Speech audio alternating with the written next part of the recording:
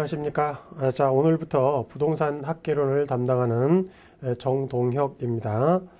자, 먼저 여러분들이 부동산 학개론 이런 그 강의를 시작하기 전에요. 부동산 학개론이 뭐냐 이거에 대해서 간단하게 설명을 드리고 그 다음에 어떻게 공부하는 것이 좋겠느냐 이런 부분을 간단하게 설명한 다음에 본 강의로 들어가도록 하겠습니다. 먼저 부동산학 개론은 부동산을 다루는 학문이에요. 그렇기 때문에 여러분들이 부동산이라는 것을 부동산이라는 게 과연 뭐냐 이런 것을 항상 먼저 터득을 하셔야 됩니다. 그래서 부동산학 총론 쪽에서 1편에서 부동산학 총론을 다루고 있는데요. 이런 부동산학 총론 쪽에서는 부동산이라는 게 과연 뭐고 어떻게 접근하는 것이 좋으냐 이런 쪽을 다루고 있습니다. 따라서 우리 교재 편제상에서도요. 목차를 보시면 목차가 이제 우리 교재 7페이지에 나와 있는데요.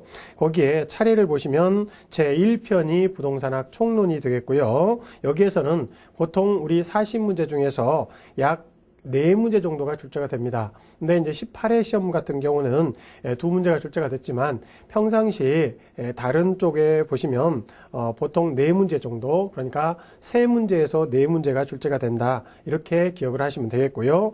그리고 이러한 부분에서 각각 어디에서 문제가 나오냐? 그러면 첫 번째 부동산의 개념에서 한 문제, 분류에서 한 문제, 그리고 법적 성격에서 한 문제, 그리고 특성에서 한 문제, 이렇게 4문제가 출제가 된다. 그래서 각각의 1절부터 3절까지 그리고 또 2장의 1절 여기에서 한 문제가 출제가 된다. 그러면 2문제 나오면 어떻게 되느냐? 4문제 중에서 2문제를 고른다 이런 얘기죠. 그러니까 그 문제가 나오는 부분은 4파트 중에서 2문제면 2개를 고르고요. 3문제면 3개를 고른다. 이렇게 생각하시면 되겠습니다. 그리고 4문제가 출제가 될 때는 각각 다 하나씩 나오고요. 자, 두 번째로는 부동산이라는 게 뭔지를 기억을 했으면 이런 것들이 과연 부동산이 어디에서 사고 팔리느냐 또는 그런 사고 팔리는 그런 장소에서 적용되는 이론과 법칙은 어떤 것들이 있느냐. 그래서 이제 부동산 경제론을 배우게 됩니다.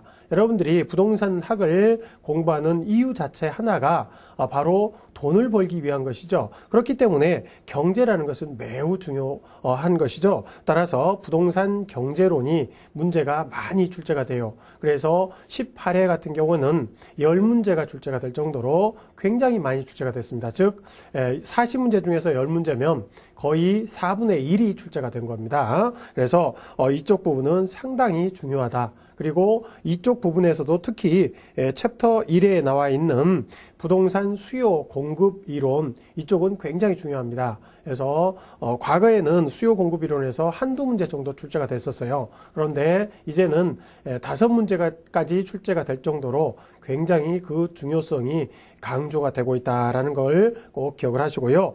이 수요 공급 이론 중에서는 수요 공급에 관한 기본적인 이론뿐만 아니라 그 탄력성이랄지 또는 균형 이론, 부동산 수요와 공급이 만나서 이루어지는 이런 균형 이론도 매우 중요합니다. 따라서 이런 부분들을 전체적으로 10문제 정도 출제가 될 정도로 중요한 부분이기 때문에 각각 수요 공급에 관한 부분, 탄력성에 관한 부분, 균형에 관한 부분 이런 것들을 정리를 잘 해두셔야 됩니다. 자, 두 번째 나오는 것이 경기 변동인데요.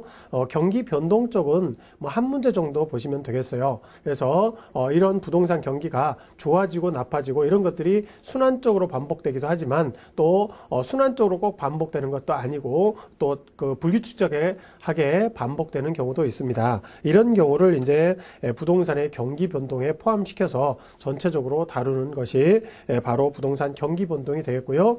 여기서는 보통 한 문제 정도가 출제가 됩니다.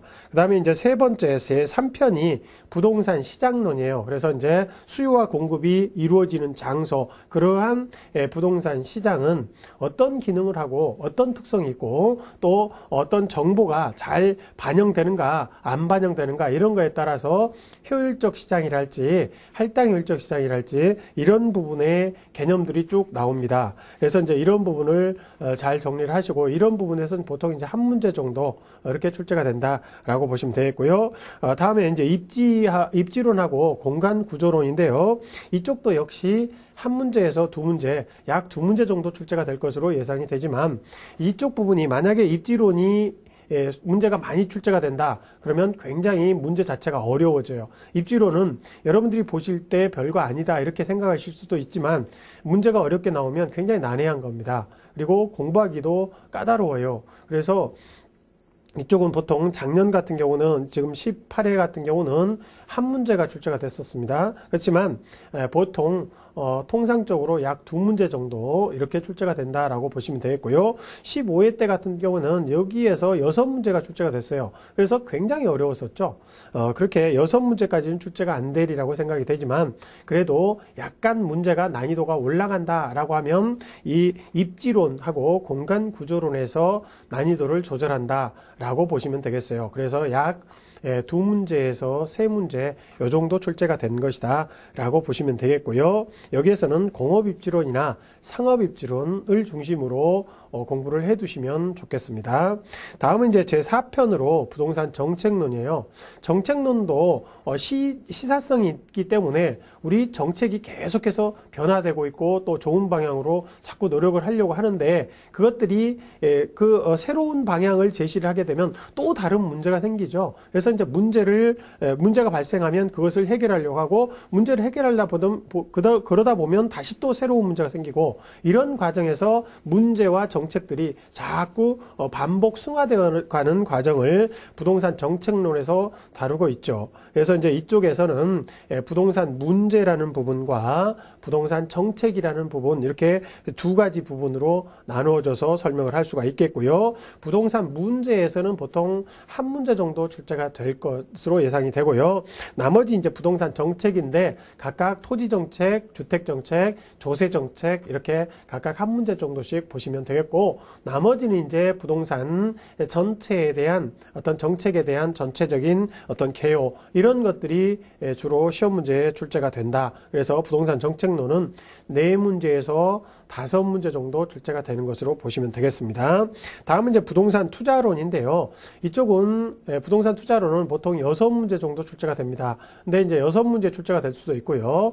한 8문제까지 출제가 될 수 있죠. 그래서 이쪽은 부동산을 내가 취득을 하고 운영을 하고 처분하는 이런 3가지 과정을 투자론의 3단계다. 투자의 3단계다라고 얘기를 하고요. 이러한 투자는 우리가 미래의 수익을 기대를 하고 현재의 소비를 억제하는 행위이기 때문에 이런 것들은 내가 돈을 벌기 위한 필수적인 과정이다 이런 얘기죠. 내가 뭔가에 투자를 하지 않으면 더 많은 수익을 얻기가 힘듭니다. 따라서 이런 투자론이 부동산 학의 가장 중심적인 부분이 되겠고요. 이쪽에서는 역시 중심적인 부분이기 때문에 문제도 많이 출제가 됩니다. 그렇지만 계산이 나오고 또 식이 나오고 또 개념 자체가 굉장히 어렵기 때문에 여러분들이 상당히 공부하시기가 어렵습니다. 하지만 이쪽은 한번 틀을 딱 잡아 놓으시면 오히려 쉬운 부분이 되겠어요. 그래서 투자론 부분은 6문제에서 8문제 출제가 된다 이렇게 보시면 되겠고요.